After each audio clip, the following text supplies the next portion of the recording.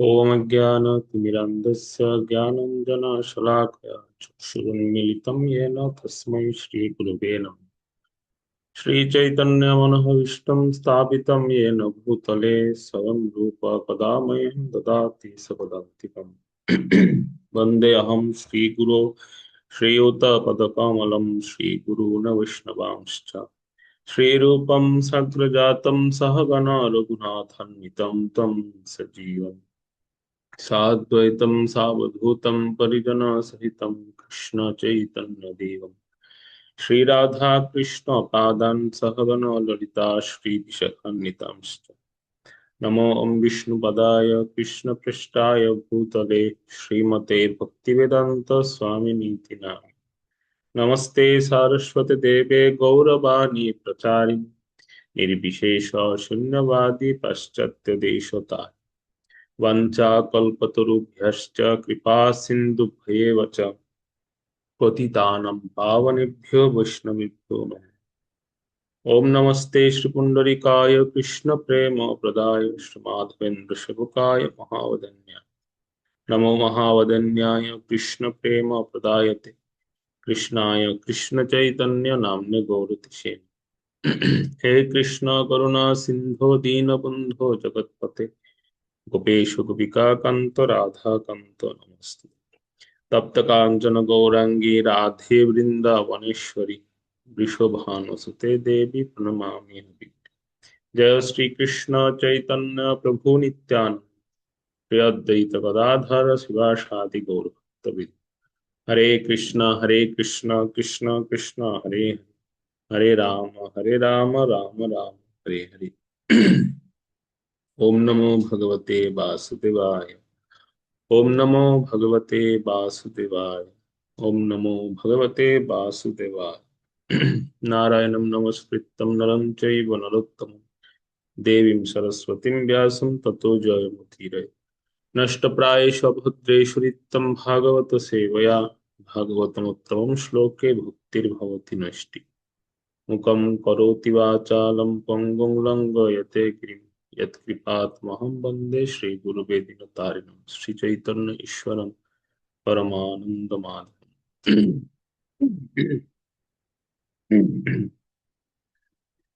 नमो विष्णुपदाय कृष्णपृष्ठाय भूतले श्रीमते जयपताका स्वामिनीति नामिने नमो आचार्यपदाय नित्याच्युतपदाय गौरकथादामोदाय नगरकामताय हरे कृष्ण।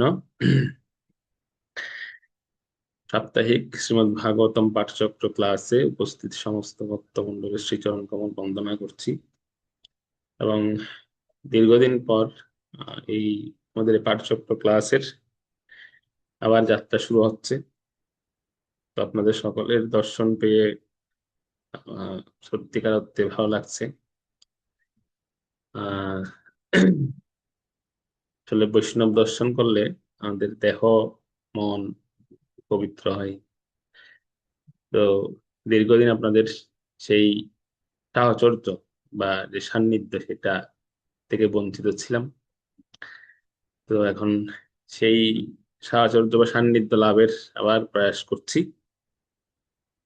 যাই হোক, আমরা শ্রীমদ্ ভাগবতের দ্বিতীয় স্কন্ধে সপ্তম অধ্যায় থেকে আমরা অধ্যয়ন করছিলাম, যেখানে ব্রহ্মাজি তিনি নারদ মুনিকে ভগবানের বিশিষ্ট যে অবতার গণ আছেন সেই সম্পর্কে তিনি বর্ণনা করছেন।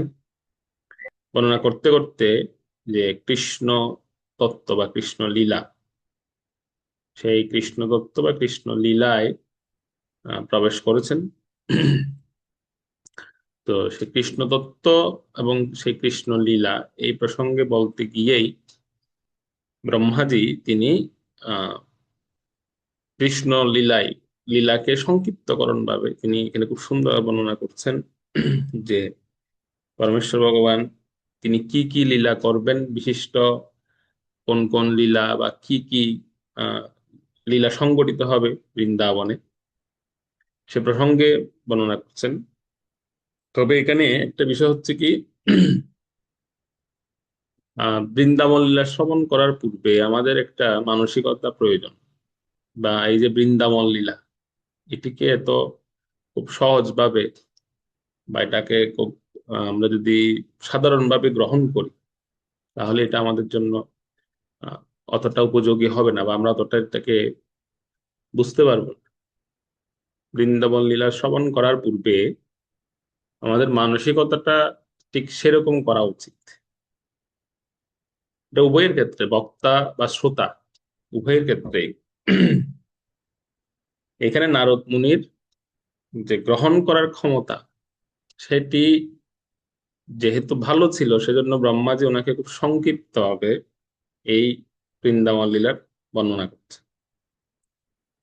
কিন্তু আমাদের গ্রহণ করার ক্ষমতা অত্যন্ত দুর্বল। সেজন্য আমাদের জন্য এটা বিস্তার পূর্বক আমাদের শ্রবণ করানো হবে।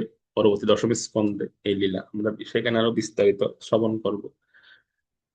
তো আপাতত এখানে ব্রহ্মাজি তিনি যা যেটা বর্ণনা করছেন, বা আমরা এই এই চরিত্রে যেটা শ্রবণ করছি, সেখানে আমরা দেখবো যে এরপরে ভগবান আর কি কি বিশিষ্ট লীলা করেছিলেন, বা কি কি লীলা ভগবানের দ্বারা সংঘটিত হয়েছিল, সেই প্রসঙ্গে আমরা শুনবো। 28 নম্বর, আজকে 28 নম্বর শ্লোক থেকে হবে। তো 28 নম্বর শ্লোক থেকে পড়ুন। হরে কৃষ্ণ। শ্রীমদ ভাগবত দ্বিতীয় স্কন্ধের সপ্তম অধ্যায়ে 28 নম্বর শ্লোক। ইয়াত বৈ ব্রজে ব্রজপুষণ বিশতর পিতানা ফলম তোয়জিফায়াত অনুগ্রহ দৃষ্টি বিষ্টা তৎ শুদ্ধয়ে অতি বিশ্ববীর্য ভিল্লোল জেহম উচ্চট ঈশাত পুরুক্ষমা বিহরণ হৃদির্নাম। অনুবাদ। জয় শিল প্রপাত কি জয়। যখন গোপ বালকেরা এবং তাদের পশুরা যমুনার বিষাক্ত জল পান করেছিল, ভগবান তার বাল্যলীলা অবস্থায় তার কৃপাপূর্ণ দৃষ্টিপাতের দ্বারা তাদের পুনরুজ্জীবিত করেছিলেন। যমুনার জলকে বিশুদ্ধ করার জন্য তাতে ঝাঁপ দিয়ে তিনি খেলার ছলে বিষের তরঙ্গ উদ্গীরণকারী খালিয়নাককে দণ্ড দান করেছিলেন। পরমেশ্বর ভগবান ব্যতীত কে এই প্রকার অসম্ভব কার্য সম্পাদন করতে পারে? হরে কৃষ্ণ।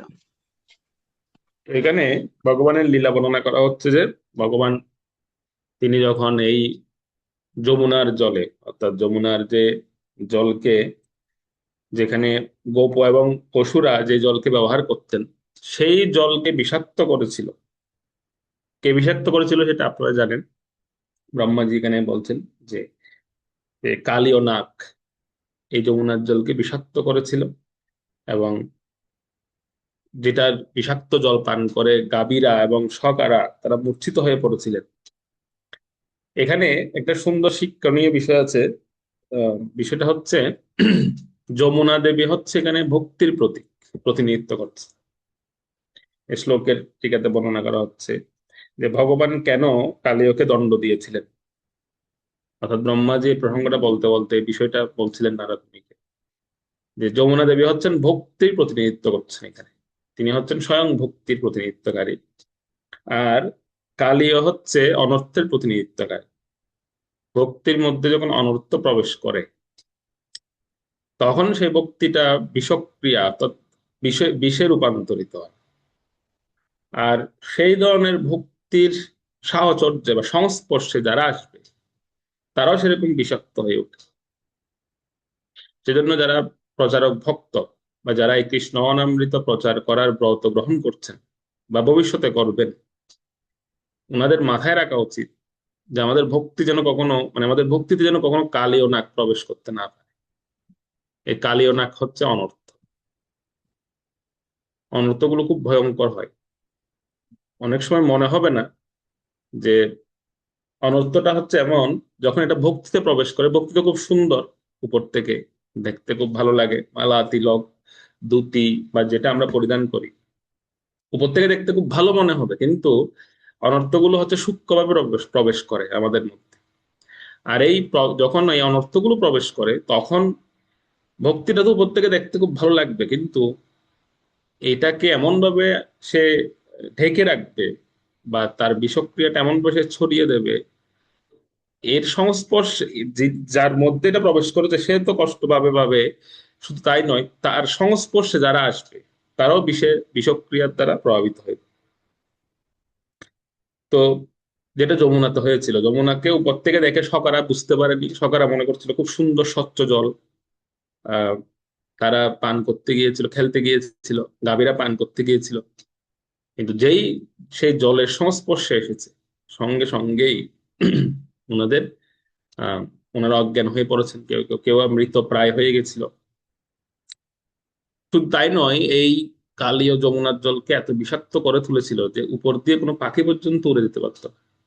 মানে 200 মিটার, এরকম বলা আছে 200 মিটার উপর দিয়ে যদি কোনো পাখি উড়ে যেত, সে পাখিও পর্যন্ত কি হয়ে যেত, সেই বিষের দ্বারা প্রভাবিত হয়ে পড়তো। তো অনর্থটা খুব ভয়ঙ্কর জিনিস ভক্তিতে।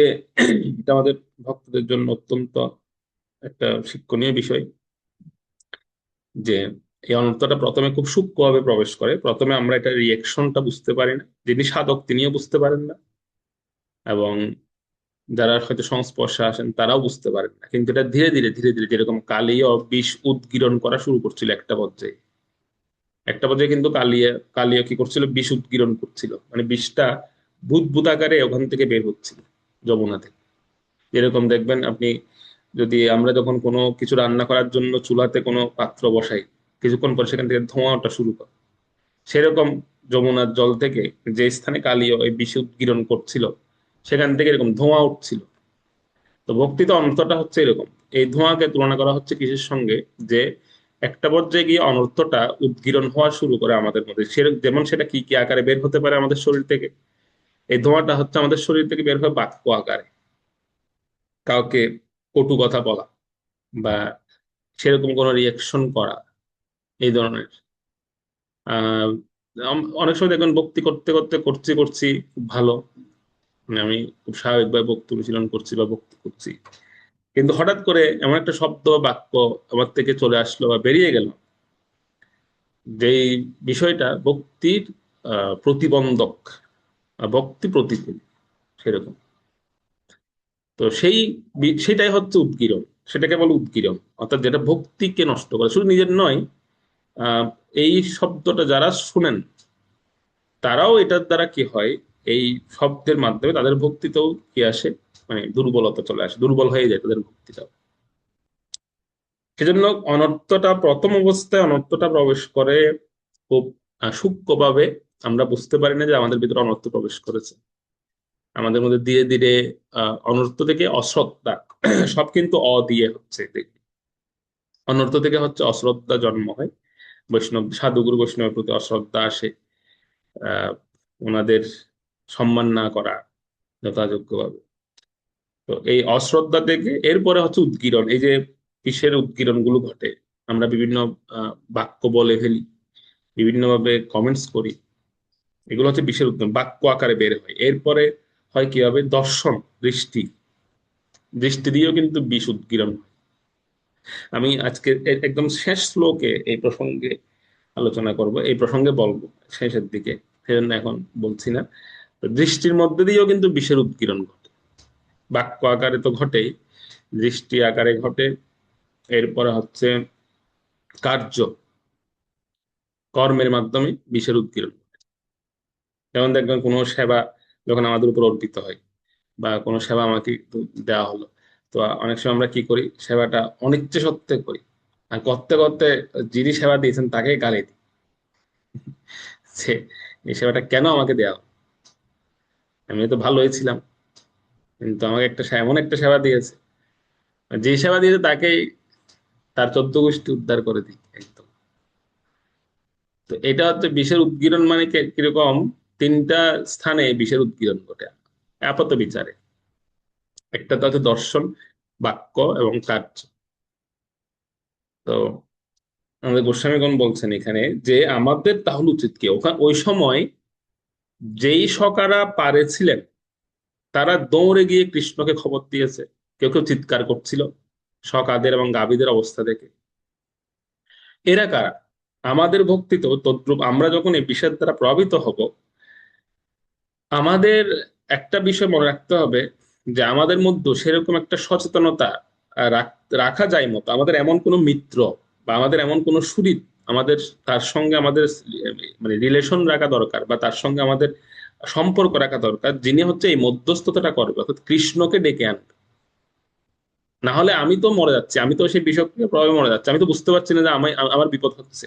এরকম দেখবেন অনেক ভক্ত আমাদের কৃষ্ণ ভবনামৃত আন্দোলন এত সুন্দর সোসাইটি থেকে চলে গেছে কেন? শুধুমাত্র একটা কারণে, যে তাদের সেরকম কোনো মধ্যস্থতাকারী কোনো মিত্র বা সুহৃদ তাদের ছিল না মাঝখানে, যে তাকে দেখিয়ে দেবে যে না ভাই, তুমি অনর্থের দ্বারা প্রভাবিত হচ্ছে, যে তোমার মধ্যে অনর্থ আসছে, কিন্তু তুমি সাবধান হও, বা তোমার তোমার উচিত এটার থেকে বেরিয়ে আসা। তো সেজন্য আমাদের এরকম কিছু সখা বা সেরকম, তিনি যে কেউ হতে পারেন, তিনি আমাদের পথ প্রদর্শকও হতে পারেন, সেরকম কোনো ব্যক্তির সঙ্গে সম্পর্ক রাখা এবং তাকে দিয়ে অ্যানালাইসিস করানো। এই জন্যই তো আমাদের এই যে দেখুন সাধনা কার্ড, আমরা সাধনা কার্ড ফিল আপ করি কেন? ফিল আপ করি, এটা শুধু ঘরে ফিল আপ করলে হবে না, এটা আবার আপনার যিনি গাইডার আছে তাকে দেখানো উচিত, প্রতি মাসে বা প্রতি সপ্তাহে দেখানো উচিত। তো আপনাদের যারা গাইডার আছেন তাদেরকে এই সাধনা কার্ড কিন্তু দেখানো উচিত। না দেখালে তখন জবাবদিহিতাটা আসবে না। দেখালে তখন জবাবদিহিতা আসবে, যে আমার সাধনাতে অনর্থ প্রবেশ করছে কিনা, বা আমি অনর্থের দ্বারা প্রভাবিত হচ্ছে কিনা, তখন তিনি বুঝতে পারবেন। এই জন্য সাধনা কার্ডটা কেবল শুধু পূরণ করার জন্য নয়, এটা দেখাতে হয়। তো সেরকম যে সখাগুলো নদীর পাড়ে ছিল, মানে যারা দর্শন করছিলেন, তারা কৃষ্ণকে ডেকেছেন যে কৃষ্ণ, আমাদের যে সখা বা গাভীরা তারা এখন বিপদাপন্ন হয়েছে, তুমি রক্ষা করো তাদের। তো পরমেশ্বর ভগবান তখন কি করলেন, নিকটস্থ যে কদম বৃক্ষ ছিল সেটা ঢালে উঠে, একদম যেটা উঁচু ঢাল, সেই ঢালে উঠে তিনি ঝাঁপ দিয়েছেন যমুনার জলে। তো আমাদেরও এরকম যারা সুইত বা মিত্রগণ থাকবে, অর্থাৎ এই জন্য তো ছিল রূপ গোস্বামী বা তিনি ভক্তের সমিত সিন্ধু গ্রন্থে বলেছেন যে উন্নত ভক্তের সঙ্গ, তার সেবা করা। এটা কেন বলেছেন? শুশ্রূষয়া ভজন বিজ্ঞ অনন্য মন্যে, যে যিনি অনন্য মন্যে ভজনে নিবিষ্ট আছেন তার শুশ্রূষা মানে তার সেবা করা উচিত আমাদের। কারণ সেবা করতে গেলে তখন তার সঙ্গে সম্পর্ক হবে, এবং সম্পর্কটা হওয়া হলে তখন আমার যে অনর্থগুলো বা আমার যে দুর্বলতাগুলো ঘাটতিগুলো আছে, তখন তিনি সেটা দেখতে পাবেন বা আমি তাকে বলতে পারবো। সেজন্য রূপ গোস্বামী বলেছেন শুশ্রূষা ভজন অভিজ্ঞ, যিনি ভজন অভিজ্ঞ তার শুশ্রূষা মানে সেবা করা উচিত অনন্য মনে। এবং তিনি হবেন নিন্দাদি শূন্য। নিন্দাদি শূন্য ইদম ঈপ্সিত সঙ্গ লব্ধা, তার সঙ্গ লাভ করার জন্য আমাদের ইচ্ছা থাকা উচিত। তো এটা কেন বলা হয়েছে? কারণ এই যে কৃষ্ণকে ডেকে আনা, উনি কিন্তু কৃষ্ণকে ডেকে আনেন, উনি বলবেন যে প্রভু এই ভক্তটা অনর্থের দ্বারা প্রভাবিত হচ্ছে, তার হৃদয় যমুনাতে আপনি ঝাঁপ দিন, তার ভক্তিরূপী হৃদয় যমুনাতে আপনি ঝাঁপ দিয়ে কালীয় নাক রূপী অনর্থকে আপনি দমন। এই প্রার্থনাটা তিনি করতে পারেন। অনেক সময় আমরাও প্রার্থনা করতে পারি, আমরা ভগবানের কাছে প্রার্থনা করতে পারি, কিন্তু আমাদের প্রার্থনার চাইতেও যদি ভগবানের বিশেষ কোনো ভক্ত আমাদের জন্য প্রার্থনা করে, তখন সেটা বেশি শক্তিশালী হয়, আর সেটা অনেক বেশি কার্যকারিতা সেটা আসে সে প্রার্থনা।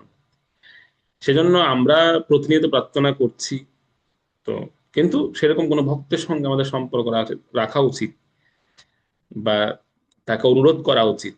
যেমন আমি যখন বৃন্দাবনে গিয়েছি তখন দেখেছি এরকম কিছু ভক্ত যারা ব্রজবাসীদের কাছে গিয়ে হাত জোর করে প্রার্থনা করে বলছেন যে আমার জন্য একটু ভগবানকে বল। কারণ ব্রজবাসীরা হচ্ছে ভগবানের আপনজন, বা যারা ধামবাসী তারা হচ্ছেন, যে কোনো ধামে যাদের ধামে যারা অবস্থান করেন, তারা হচ্ছেন ভগবানের খুব প্রিয়, খুব নিকটস্থ। সেরকম তাদের কাছে গিয়ে বলা উচিত যে আপনি একটু ভগবানের কাছে গেলে আমার কথা বলবেন, কারণ আপনার কথা ভগবান শুনবেন। তো সেরকম আমাদের এরকম ভক্তের দ্বারা প্রার্থনা করা উচিত যে আমাদের হৃদয়রূপী যমুনাতে বা ভক্তিরূপী যমুনায় যেন ভগবান ঝাঁপ দিয়ে, এখানে যেরকম বলা হচ্ছে ভগবান ঝাঁপ দিয়ে তিনি কি করেছেন, সেই বিষ উদ্গীরণকারী কালীয়কে তিনি দণ্ডদান করেছিলেন। তো এই যে অত্যদ্ভুত লীলা ভগবান করেছিলেন, খুব অদ্ভুত লীলা, এই ব্রহ্মাজি স্বয়ং বলছেন যে এই কার্য ভগবান ব্যতীত আর কে করতে পারে, এটা উনি ছাড়া আর কেউ করতে পারে। এই কথাটা শোনার পরে যে নারদ মুনির নারদ দেখুন, নারদ মুনির কিন্তু তীব্র ইচ্ছা বাড়ছে কৃষ্ণলীলা পূর্ণাঙ্গ শ্রবণ করার জন্য, এবং তিনি শুনবেনও। এমন নয় তিনি কেবল এখানে শ্রবণ করে ক্ষান্ত হবেন তা না, তিনি কিন্তু অনেক জায়গায় শ্রবণ করবেন ভগবানের এই লীলা বিশিষ্টভাবে। তো তিনি ব্রহ্মাজিকে একটা গৌণ প্রশ্ন করেছিলেন সেই সময় যে এই কালীয় নাগের যে অত্যন্ত অদ্ভুত লীলা ভগবান যে সম্পন্ন করেছিলেন, তো এরপরে পরবর্তী ঘটনা কি ঘটেছিল সে প্রসঙ্গে আমি একটু জানতে চাই, বা ব্রজবাসীরা কি করেছিলেন এর পরবর্তীতে। তো সেই প্রসঙ্গ বলা হবে 29 নম্বর শ্লোকে, 29 নম্বর শ্লোকটা।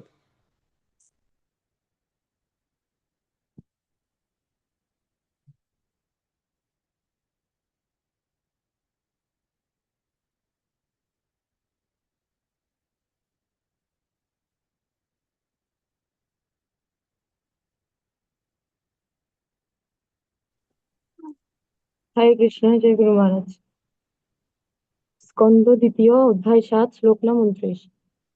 তৎকর্ম দীপ্যাইব যৎনিশি নিশয়নম দাবাগ্নিষু জীবনে পরিদেহ মানে পুণ্যেন স্বতি ব্রজম অতভাসিতান্তকালম নিত্রেপি দেপ্য সবল অনধিগম্যম বীর্যম। অনুবাদ: কালীয় নাগকে দণ্ডদান করার পর সেই রাত্রে যখন ব্রজবাসীরা নিশ্চিন্তে নিদ্রামগ্ন ছিলেন, তখন শুষ্ক পাতা থেকে বনে দাবানল প্রজ্বলিত হওয়ার জন্য ব্রজবাসীদের জীবন সংশয় হয়ে উঠলে ভগবান বলদেব সহ কেবলমাত্র তার চক্ষু নিমীলন করার মাধ্যমে তাদের রক্ষা করেছিলেন। এমনই অলৌকিক ভগবানের কার্যকলাপ। হরে কৃষ্ণ।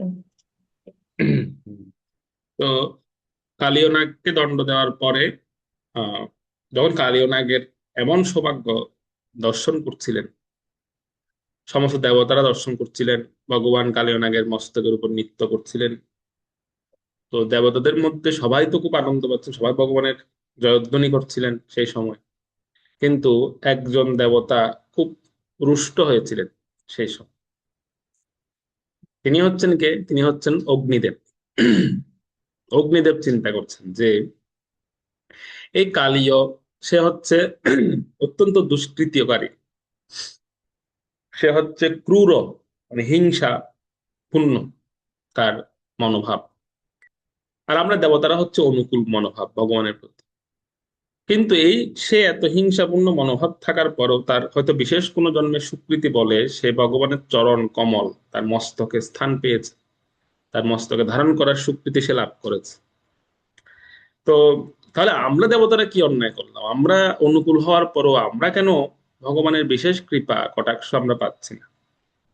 তো অগ্নিদেবের খুব মনে এরকম বাসনা এসেছে যে নিজে নিজে ভাবছেন যে আমি তো অগ্নি, অন্যান্য দেবতার কাছে হয়তো ভগবান কোনো না কোনোদিন যাবেন। যেমন কালীয় নাগের সঙ্গে যখন ভগবান লীলা করছিলেন তখন সেখানে তার মধ্যে বরুণ দেবও ভগবানের সঙ্গ পেয়েছেন, যেহেতু জলের দেবতা বরুণ, তিনি সঙ্গ পেয়েছেন সেখানে। নাগপত্নীরা ভগবানের সান্নিধ্য পেয়েছিলেন, অনেকজন তার মধ্যে, সেই যমুনাতে যারা মাছেরা ছিল তারাও সব ভগবানের সান্নিধ্য পেয়েছে। তো এরকম অনেকজন সৌভাগ্য, অনেকজনের সৌভাগ্য দেখে অগ্নিদেব চিন্তা করছেন হয়তো অন্যান্য দেবতাদের কাছে ভগবান কোনো না কোনো সময় গেলে যেতেও পারে, কিন্তু আমি এমন একটা ডিপার্টমেন্ট সামলাচ্ছি, আমার কাছে উনি জীবনও আসবেন না। কারণ অগ্নি, অগ্নিকে কেউ ভালোবাসে না। আগুনের কাছে গেলে হাত পুড়ে যাবে বা আমাদের গরম অনুভব হয়, তো আমরা সাধারণত যেতে চাই না। শীতকাল হলে একটু হয়তো ভালো লাগবে, না হলে অগ্নিকে কারোরই ভালো লাগে না। যেমন অনেকে আছে গরমকালে রান্না না করতে পারলে খুব ভালো লাগে, তখন যদি রান্না না করতে হয় তাহলে আর হয় বেঁচে গেলাম, আগুনের সামনে যেতে হচ্ছে না। সেরকম অগ্নিদেবকে কেউ সচরাচর আমরা পছন্দ করি না। তো শীতকালেও দেখবেন অতিরিক্ত তীব্র অগ্নিও কিন্তু আমাদের পছন্দনীয় নয়। তো অগ্নিদেব চিন্তা করছেন যে এটা একটা সুবর্ণ সুযোগ আমি পেয়েছি ভগবানের সেবা করার। কিরকম? আজকে সারাদিন ভগবান জলের মধ্যে ছিলেন, তার মানে ওনার ঠান্ডা লেগেছে।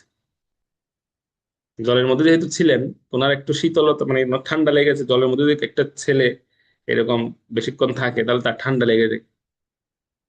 তো তো আমি একটু ভগবানের সেবা করার সুযোগ পেলাম, যে আমি এই সুযোগটা হাতছাড়া করতে চাই না। ভগবানের যেহেতু ঠান্ডা লেগে গেছে, তো আমি একটু ওনাকে তাপ দিই, আমি তো অগ্নি, আমার উচিত হচ্ছে ওনাকে একটু তাপ দান করা।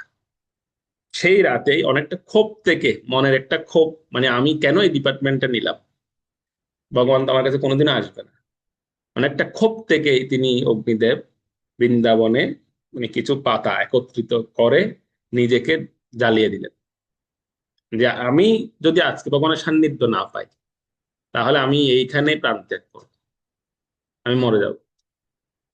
তো এমন ভাবে মরবো যেন ভগবান আমাকে দেখতে পায়, ভগবানের সামনেই মরবো। তো আগুনটা প্রথমে খুব সূক্ষ্ম, এরকম বর্ণনা আছে এই যে দাবানল ব্রজবাসীরা যখন এই লীলার পরে মানে তারা বলছে যাক কালীয় দমন হয়েছে, আমরা একটু নিশ্চিন্তে এখন ঘুমাতে পারবো, মানে কালকে থেকে আর যমুনাতে কোনো ভয় নেই, আমরা নির্দ্বিধায় যমুনায় নামতে পারবো, যমুনায় আমাদের গাভীরা জল পান করতে পারবে, সব তো মানে সমাধান হয়ে গেছে। তো ব্রজবাসীরা নিশ্চিন্তে ঘুমাতে গেছে। আর ঠিক সেই সময় অগ্নিদেব কষ্টে, এ একজন ব্যক্তি ঘুমাননি, তিনি হচ্ছেন অগ্নিদেব। তিনি মনোকষ্টে দুঃখে শুষ্ক পাতা দিয়ে বৃন্দাবনে দাবানল প্রজ্বলিত করে দিলেন যে আমিও মরে যাব, আর আমি মরতে মরতে ভগবানকে জানান দিয়ে যাব যে দেখো তোমার বিরহে আমি প্রাণ ত্যাগ করছি। তো কিন্তু মানে এই যে একজন ভক্ত যখন এরকম না না বুঝে কোনো ক্রোধ করেন বা না বুঝে যখন এরকম মানে হৃদয়ে কষ্ট থেকে কোনো কিছু করতে যান, তখন কি হয়, অন্য ভক্তরা তার দ্বারা কষ্ট পায়। তো অগ্নিদেব যখন নিজেকে এমন ভাবে প্রজ্বলিত করলেন, ভুলে গেছেন যে এটা বৃন্দাবন, এখানে শুধু কৃষ্ণ নয়, এখানে ব্রজবাসীরাও আছেন। তো দাবানলটা এমন ভাবে জ্বলে উঠলো যে ব্রজবাসীদের ঘরে লাগার উপক্রম। এই দাবানল সমস্ত ব্রজবাসী সম্পূর্ণ বৃন্দাবন ঘিরে ফেলেছে আগুনটা। আরে বাবা, তুমি ক্রোধ করছো, তুমি দেহত্যাগ করছো, ঠিক আছে, নিজে নিজে মরে যাও না, অন্য ভক্তকে কষ্ট দিয়ে লাভ কি? কিন্তু এটা এখান থেকেও আমাদের জন্য একটা বড় শিক্ষা যে আমরা যখন মানে রাগ বশত বা ক্রোধ বশত আমরা কোনো সিদ্ধান্ত নিতে যাই, এটার দ্বারা কিন্তু নিজে যতটা না আমরা আহত হই, আঘাত পাই, আমরা কিন্তু অন্যকে তার চেয়ে দ্বিগুণ আঘাত দিই বা কষ্ট দিই। বিশেষ করে কারো উপরে মানে অনেক সময় আমরা কি কি হয়, প্রতিশোধ নিতে গিয়ে এরকম করি, প্রতিশোধ নিতে গিয়ে বলে কি যা নিজেও মরবো আর ওনাকে একটু দেখিয়েও দেবো, কিন্তু আমি দেখাতে গিয়ে কি হচ্ছে, আমি আরো 10 জনকে কষ্ট দিচ্ছি।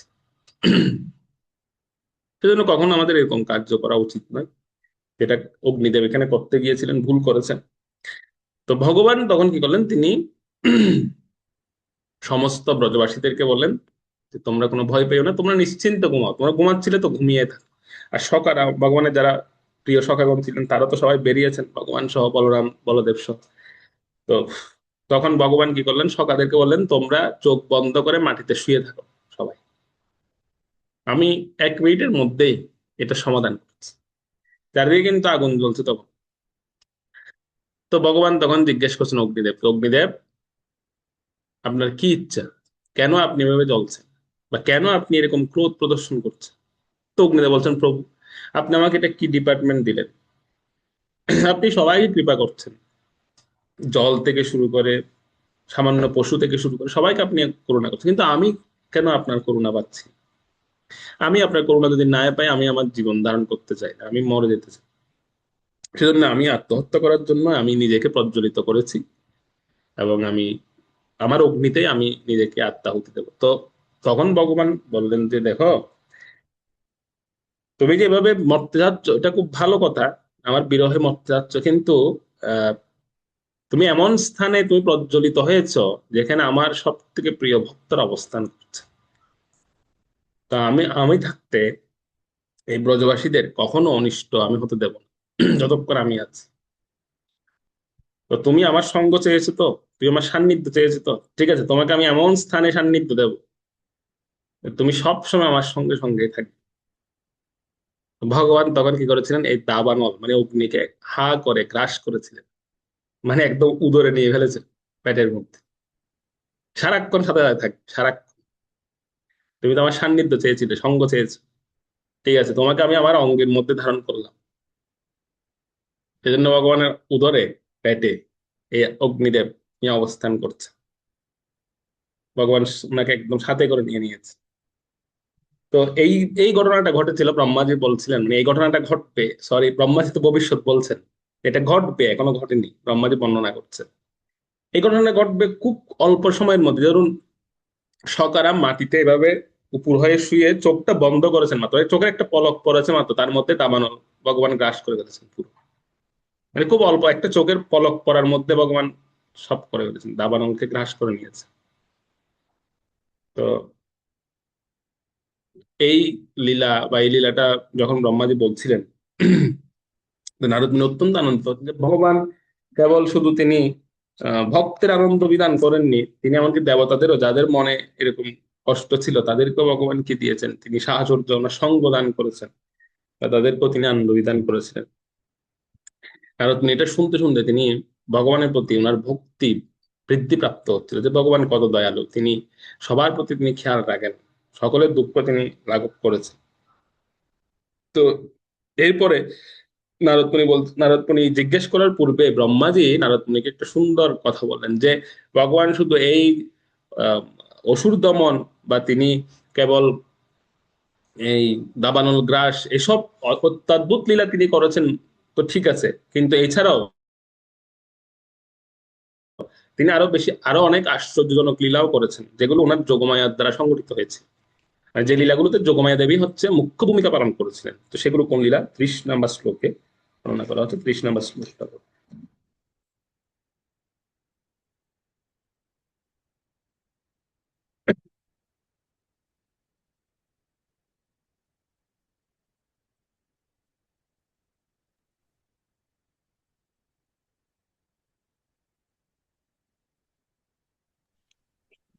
হরে কৃষ্ণ। অধ্যায় সপ্তম, শ্লোক নং 30। গৃহনীত্যয়থোপবন্ধ্যম আমুষ্য মাতা শল্যম সুতস্য ন তু তত্যৎ আমুষ্যমাতি यत् द्रिम्वा भवतः यस्य अवदाने भुवनानि गोपी संवीक्ष्य संकीतमनः প্রতিবোধিতায়াসিত। অনুবাদ: গোপরমণি শ্রীকৃষ্ণের মাতা যশোদা যখন প্রচুর রজ্জুর দ্বারা শ্রীকৃষ্ণকে বন্ধন করার জন্য চেষ্টা করতে লাগলেন, তাকে বন্ধন করার পক্ষে সেই সমস্ত রজ্জুই অপর্যাপ্ত বলে প্রতিভাত হয়েছিল। অবশেষে হতাশ হয়ে সেই প্রয়াস ত্যাগ করলে শ্রীকৃষ্ণ ধীরে ধীরে জিম্বন করার ছলে তার বেদন করেছিলেন। তখন তার মা তার মুখে সমস্ত ব্রহ্মাণ্ড দর্শন করে মনে মনে আশঙ্কিত তার পুত্রের যোগমায়ার প্রভাবে ভিন্নভাবে আশ্বস্ত হয়েছিলেন। হরে কৃষ্ণ। তো এখানে দুটো লীলার কথা ব্রহ্মাজি বললেন। একটি হচ্ছে যমলার্জুন বৃক্ষ উদ্ধার অর্থাৎ দামবন্ধ লীলা, আর একটি হচ্ছে মৃত্তিকা ভক্ষণ। মৃত্তিকা ভক্ষণের ছলে ভগবান যে ব্রহ্মাণ্ড দেখিয়েছিলেন যশোদাকে, সেই দুটো লীলা ব্রহ্মাজি এখানে বর্ণনা করলেন, যে এই দুটো লীলাই যোগমায়ার মুখ্য ভূমিকা ছিল। মানে এগুলো অত্যদ্ভুত লীলা, যেরকম দুটো বৃক্ষ ভগবান দৃষ্টির মানে চোখের দৃষ্টির দ্বারা তিনি উৎপাটিত করে ফেললেন। এত বিশাল বিশাল বৃক্ষ, 200 বছরের প্রাচীন বৃক্ষ, ভগবানের মাত্র স্পর্শ পাওয়া মাত্রই তারা উৎপাটিত হয়ে গেল। তো তাদেরকে উদ্ধার করেছিলেন। এবং ভগবান যে মৃত্তিকা বা মাটি তিনি ভক্ষণ করেছিলেন, তো তখন মা যশোদার কাছে যখন গিয়ে নালিশ দেওয়া হলো ভগবান মাটি খাচ্ছেন, তো মা যশোদা দৌড়ে এসে তো ভগবানকে শাস্তি দেওয়ার জন্য ধরেছেন, কেন মাটি খাচ্ছে, ভগবানকে বেঁধে রাখতে যাচ্ছিলেন। যখন বেঁধে রাখতে চাচ্ছিলেন, তখন ভগবান মুখ খা করে দেখাতে চাচ্ছিলেন যে দেখো আমি কি খেয়েছি। তো তখন মা যশোদা ভগবানের উদরে সমস্ত ব্রহ্মাণ্ড দেখতে পাচ্ছিলেন, এবং সেই ব্রহ্মাণ্ডের মধ্যে তিনি আবার দেখতে পাচ্ছিলেন সেখানেও বৃন্দাবন নামক স্থানে মা যশোদা ভগবানের মুখে হা করে মুখের মধ্যে ব্রহ্মাণ্ড দেখছে। এরকম অত্যদ্ভুত লীলা মা যশোদা দর্শন করে তিনি অভিভূত হয়ে গেছেন। তিনি ভাবছিলেন এক সময়, একটা পর্যায়ে মা যশোদাও ধারণা বা পোষণ করছিলেন যে আমার ছেলেটা সাধারণ নয়, নিশ্চয়ই সে নারায়ণ। সেরকম মনোভাব কিন্তু মা যশোদার মধ্যে এসে গিয়েছে। তো ভগবান যোগমায়া দেবীকে ইশারা করলেন যে না না, আমার মা যদি আমাকে নারায়ণ মনে করে তাহলে তো আর উনি সেখানে সম্ভ্রম চলে আসবে, আমার প্রতি বাৎসল্য প্রেম থাকবে না। সেজন্য মাকে ভুলিয়ে দেওয়ার জন্য তিনি যোগমায়াকে ইশারা করলেন। তো পরক্ষণেই মা যশোদা তিনি যোগমায়ার দ্বারা তিনি ভুলে গেলেন। তিনি আবার পরম স্নেহ ভরে ভগবানকে বাৎসল্য প্রেমে তিনি আবার ভগবানের সঙ্গে সম্পর্ক স্থাপন করলেন। তো এই অদ্ভুত লীলা, এটা ভগবান ব্যতীত এটা অন্য কারো পক্ষে সম্ভব নয়। আমরা সাধারণত কোনো অদ্ভুত বিষয় যখন আমরা দেখি, তখন কিন্তু আমরা ওই বিষয়টা থেকে সহজে বেরিয়ে আসতে পারি না। অদ্ভুত বিষয় তো দূরে থাক, আমরা যে কোনো ঘটনা যদি আমরা দেখি, ইতিবাচক হলে তো ভুলে যাই, কিন্তু নেতিবাচক হলে সেটা ভুলি না কোনো, সেটা সবসময় আমাদের মনে থাকে। তো আর অত্যাদ্ভুত মানে জাদুবিদ্যা দেখলে তো, ছোটবেলায় কোন জাদুটা দেখেছিলাম, কোন জাদুকর কি দেখিয়েছিল সেটা কিন্তু আমাদের অনেক বছর মনে থাকে, এখনো মনে আছে। ছোটবেলায় মেলায় গিয়ে কি জাদু দেখেছিলাম, মানে যে কোনো অত্যাদ্ভুত বিষয় যখন আমরা দেখি তখন কিন্তু এটা আমাদের হৃদয়ে খুব দাগ কাটে বা আমরা সেটা মনে রাখি। কিন্তু এখানে ব্রহ্মাজি এই জন্য এটাকে আশ্চর্য বলছেন যে ভগবান ছাড়া এটা কারো পক্ষে সম্ভব না। তার কারণ হচ্ছে ভগবান দেখানোর সঙ্গে সঙ্গে আবার ভুলিয়েও দিচ্ছেন। এদিকে উনি অত্যাদ্ভুত আশ্চর্যজনক লীলাটা সংগঠিত করছেন সামনে, আবার ভুলিয়েও দিচ্ছেন সাথে সাথে। এটা ভগবান ছাড়া এটা কারো পক্ষে সম্ভব নয়। এভাবে কোন লীলা দর্শন করিয়ে আবার সঙ্গে সঙ্গে ভুলিয়ে দেওয়া, সেটা ভুলিয়ে রাখা, এটা ভগবান ছাড়া আর অন্য কারো পক্ষে সম্ভব না। তো সেই কথাটি ব্রহ্মাজি এখানে বলছিলেন যে, তিনি মা যশোদার সঙ্গে, মা যশোদাকে কেবল বাৎসল্য প্রেম দেননি, একই সঙ্গে মা যশোদাকে ভগবত তত্ত্ব বা ভগবানের যে স্তর সেটিও ভগবান দেখিয়েছেন। মা যশোদার প্রতি তিনি করুণা করেছেন, মায়ের প্রতি। তো স্বাভাবিকভাবেই তো প্রসঙ্গে এসে যায়, তাহলে বাবার প্রতি কি করুণা করেনি নন্দ মহারাজ? হ্যাঁ, সেটাও করেছেন। শ্লোক 31-এ সে কথাটা বলা হচ্ছে, 31 নম্বর শ্লোকটা। হরে কৃষ্ণ। শ্রীমদ্ ভাগবতম দ্বিতীয় স্কন্ধ সপ্তম অধ্যায় শ্লোক 31। নন্দনম চ মক্ষতে ভয়াদ বরিণস্য পাশাদ গোপান বিলেষু পিহিতান ময়া সোনুনা চ অহন্যাকৃতম নেশে শয়ানম মতে শ্রমেণ লোকম বিকুণ্ঠম উপনিষ্যতি গোকুলম স্ম। অনুবাদ: শ্রীকৃষ্ণ তার পিতা নন্দ মহারাজকে বরুণ পাশের ভয় থেকে রক্ষা করেছিলেন এবং ময়দানবের পুত্র যখন গোপবালকদের পর্বতের গুহায় আটক করে রেখেছিল তখন তিনি তাদের রক্ষা করেছিলেন। ব্রজবাসীরা যখন সারাদিন কঠোর পরিশ্রম করার ফলে রাত্রে গভীর নিদ্রায় মগ্ন হতেন তখন শ্রীকৃষ্ণ তাদের চিৎ জগতের সর্বোচ্চ লোকে উন্নীত করে পুরস্কৃত করতেন। এই সমস্ত কার্যকলাপ অপ্রাকৃত এবং তা নিঃসন্দেহে শ্রীকৃষ্ণের ভগবত্তা প্রমাণ করে। হরে কৃষ্ণ। তো বাৎসল্য প্রেমটা হচ্ছে কেমন, একদম কত, যেটা শ্লোকে আমরা 30 নম্বর শ্লোকে দেখি। বাৎসল্য প্রেম হচ্ছে যেখানে ভয় কাজ করবে, মানে মা বাবা কেবল আদর নয়, সেখানে কেবল আদর বা বাৎসল্য প্রেম নয়, সেখানে ভয়ও থাকবে, মানে সন্তান ভয় পাবে মা বাবাকে। তো মা যশোদা সেদিন তারণ, সেটা কেবল হয় তারণ এবং ভৎসন, এই দুটো জিনিস থাকতে হবে বাৎসল্য প্রেম। তারণ মানে, মানে তারণ মানে হচ্ছে কি করা, বেদ নেওয়া। আর ভৎসন মানে হচ্ছে মুখে শাসন করা। এই দুটো ভগবান মা যশোদার কাছ থেকে চাচ্ছিলেন, সেজন্য ভগবান কি করেছেন, ভগবান আহ বাবা মা যশোদাকে ভুলিয়ে দিয়েছেন যাতে এই দুটো রস তিনি আবার পান। অন্যদিকে নন্দ মহারাজ, তিনি তো পিতা, উনাকে ভয় থেকে মুক্ত করেছিলেন। উনি ভয় কিসের, উনি একটা সময় ভাগবতে এটা বিশদ বর্ণনা 10ম স্কন্ধে, নন্দ মহারাজকে তিনি বরুণালয় থেকে উদ্ধার করেছিলেন। তিনি অসময়ে স্নান করতে গিয়েছিলেন যমুনায়। তো ওখানে ওনাকে বরুণ দেবের পার্শ্বদেরা ধরে নিয়ে গিয়েছিল অসময়ে স্নান করার কারণে। তো ভগবান তখন সে বরুণালয় থেকে নন্দ মহারাজকে উদ্ধার করেছিলেন। নন্দ মহারাজকে গিয়ে উদ্ধার করেন, তখন নন্দ মহারাজ উপলব্ধি করেছিলেন যে আসলে আমার ছেলেটা সাধারণ ছেলে নয়, আমার ছেলে কোনো সাধারণ ছেলে নয়, সে বিশেষ কেউ। কারণ তিনি যখন বরুণালয়ে গিয়েছিলেন নন্দ মহারাজ, তখন দেখতে পাচ্ছিলেন যে বরুণ দেব সহ যারা দূতেরা ছিলেন প্রত্যেকে ভগবানকে স্বাগত জানিয়েছিলেন একদম ভগবানের ন্যায়, এবং তারা বিভিন্ন মন্ত্রে ভগবানকে স্তুতি করছিলেন। তখন তিনি বুঝতে পারছিলেন, এবং আসার সময় নন্দ মহারাজকে বিশেষ রথে করে ভগবান সহ বৃন্দাবনে পৌঁছে দিয়েছিলেন। তো এটা দেখেই নন্দ মহারাজের ধারণা হয়েছিল যে আমার ছেলে আসলে সত্যিকার অর্থে ভগবান, এবং তিনি এসে সেটা গোপদেরকে বর্ণনাও করেছিলেন পরবর্তীতে। এছাড়াও ভগবান আরো কি করেছেন, ব্রহ্মাজি বলছেন যে তিনি ময়দানবের পুত্র, ময়দানবের পুত্রের নাম কি, বোমাসুর। সেই বোমাসুরের হাত থেকে, বোমাসুর একবার বৃন্দাবনে এসে সকারা যখন খেলছিলেন, এই খেলা দেখে সহ্য করতে না পেরে সকাদেরকে তিনি একটা গুহার মধ্যে নিয়ে গিয়ে বন্দি করে রেখেছেন। বোমাসুরটা হচ্ছে মানে একটা দেখতে ওই যে বাদুরের মতো, অর্থাৎ বাদুরের মতো দেখতে।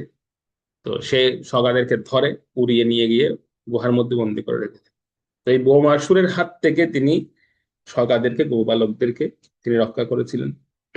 এবং ব্রজবাসীরা সারাদিন তো কঠোর পরিশ্রম করতেন, তো তাদের পরিশ্রমটা ছিল ভগবানকে কেন্দ্র করে, তাদের পরিশ্রম ছিল ভগবানকে লক্ষ্য করে, উদ্দেশ্য করে ব্রজবাসীদের পরিশ্রম ছিল। তো সেজন্য ভগবান কি করতেন, ভগবান যখন ব্রজবাসীরা ঘুমাতে যেতেন, মানে সারাদিন কঠোর পরিশ্রম করার পরে তো স্বাভাবিকভাবে রাত্রে অনেক প্রচুর ঘুম আসে। তো যখন ব্রজবাসীরা নিশ্চিন্তে ঘুমাতে যেতেন, তখন ভগবান কি করতেন, তাদেরকে সুন্দর স্বপ্ন দেখাতেন, সুন্দর স্বপ্ন। এমন কোনো দিন নেই মানে ব্রজবাসীরা কখনো দুঃস্বপ্ন দেখেননি, এরকম বলা আছে। তারা দুঃস্বপ্ন দেখেছে কখন, যখন ভগবান মথুরায় গিয়েছিলেন তখন। ভগবান যতদিন বৃন্দাবনে ছিলেন ব্রজবাসীরা কখনো দুঃস্বপ্ন দেখেনি। কারণ সারা দিনটা, এটা একটা শিক্ষা আমাদের জন্য, সারা দিনটা ওনারা কৃষ্ণের জন্যই কঠোর পরিশ্রম করতেন, মানে যা কিছু করতেন কৃষ্ণের জন্য। মাখন বানাচ্ছে, হয়তো আপাত বিষয়ে দেখা যেত মাখনটা বিক্রি করার জন্য বানাচ্ছে, কিন্তু ইচ্ছা হতো যে না, বিক্রি না করে সবটাই কৃষ্ণকে খাইয়ে দিই, সবটাই কৃষ্ণকে দিয়ে দিই। ইচ্ছাটা ছিল এরকম, মানে যা কিছু করতেন সব ভগবানকে উদ্দেশ্য করে করতেন। এই কারণে ভগবান যখন তারা সারাদিন কঠোর পরিশ্রম করার পরে কৃষ্ণকে চিন্তা করে করে করতেন, তো এসব করার পর যখন তারা ঘুমাতে যেতেন তখন তারা সুস্বপ্ন দেখতেন। এবং যার মানসিক স্থিতি যেমন, মানে মানে যার চিন্তা চেতনা যেমন, ভগবান তাকে ঠিক সেরকম পুরস্কৃত করতেন, এরকম বর্ণনা আছে। মানে যে যেরকম সেবা দিত, তাকে সেরকম সেবা অনুযায়ী ভগবান তাকে পুরস্কার দিতেন। মানে ধরুন কেউ একজন, কেউ কোনোদিন হয়তো আহ ভগবানের জন্য খুব কঠোর শ্রম দিয়েছেন, খুব কঠোর সেবা করেছেন, মানে ধরুন সেদিন সে মাখনটা বানিয়েছে মূলত ভগবানের জন্য, এবং সেটা সে দেয়নি, ভগবানের জন্য রেখেছে। তো ভগবান তখন কি করতেন, রাতের বেলা, তারা তো ব্রজবাসীরা তো সাধারণত কুঁড়ে ঘরে থাকতেন, মাটির ঘর, সেখানে অতটা ফ্যাসিলিটি ছিল না। আমাদের দৃষ্টিতে বলছি, যদিও এবং গতকালকে আমাদের মহারাজ বলছিলেন যে ব্রজবাসীদের যে ঐশ্বর্য, এই ঐশ্বর্য মানে এটা বৈকুণ্ঠের এর এক কণাও বৈকুণ্ঠে নেই। তো আমাদের, তারপরে আমাদের দৃষ্টিতে মানে জড় দৃষ্টিতে আমরা যখন যদি দেখি, আমরা দেখবো কি ব্রজবাসীরা একটা মাটির ঘরে তারা বাস করছে, সেরকম ফ্যাসিলিটিস নেই সেখানে।